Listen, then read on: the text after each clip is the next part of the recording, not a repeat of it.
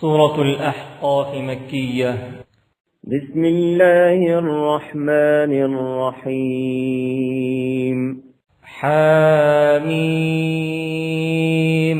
تنزيل الكتاب من الله العزيز الحكيم.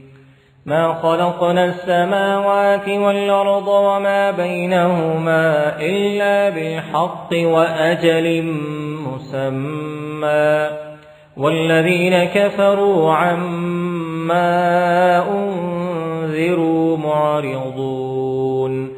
قل أرأيتم ما تدعون من دون الله أروني ماذا خلقوا من الأرض أم لهم شرك في السماوات، ائتوني بكتاب من قبل هذا أو